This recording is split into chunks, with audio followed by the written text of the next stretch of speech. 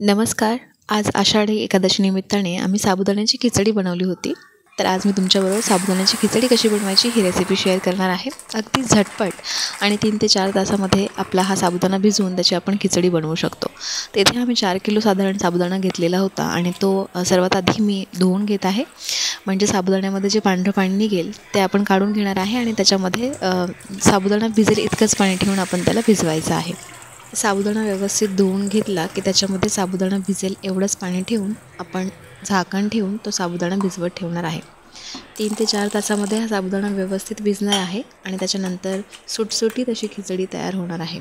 साबुदाणा भिजवताना पाणी किती प्रमाणात टाकायचं याची व्यवस्थित काळजी घेतली पाहिजे, कारण खिचडी अगदी चिकटही झाली नाही पाहिजे आणि अगदी रवाळही नाही झाली पाहिजे. ती मस्त सुटसुटीत आणि चविष्ट अशी बनली पाहिजे. त्यासाठी प्रमाणात पाणी टाकणं अगदी गरजेचं आहे. तुम्ही बघू शकता 3 ते 4 तासामध्ये साबुदाणा अगदी व्यवस्थित भिजला आणि आता त्याच्यानंतर आपण शेंगदाणे भाजून घेणार आहे. म्हणजे आपण त्या भिजलेल्या साबुदाण्यामध्ये ते भाजलेल्या शेंगदाण्याची बारीक करून ते त्याच्यामध्ये मिक्स करणार आहे. शेंगदाणे भाजून झाल्यानंतर आपण ते बारीक करून घेतलेले आहेत आणि त्यानंतर कढईमध्ये तेल घेतलं आहे आणि त्या तेलामध्ये तुम्ही मिरच्या मोठ्या मोठ्या कापूनही याच्यामध्ये टाकू शकता. त्याची अगदी छान चव लागते. किंवा बारीक मिरचीची पेस्ट केली आणि ती टाकली तेलामध्ये तरी चालेल. आता इथे साबुदाण्यामध्ये आपण शेंगदाणे जे बारीक केलेले आहेत ते टाकले आहेत, मीठ टाकलं आणि हे मिक्स करून घेऊया बाजूलाच. आणि तेलामध्ये हिरवी मिरचीची व्यवस्थित फोडणी घेतली की त्याच्यामध्ये तो साबुदाणा, शेंगदाणे आणि मीठ हे जे एकत्र केलेलं होतं ते आपण तेलामध्ये टाकून देणार आहे आणि सगळं मिश्रण व्यवस्थित मिक्स करून घ्यायचं आहे.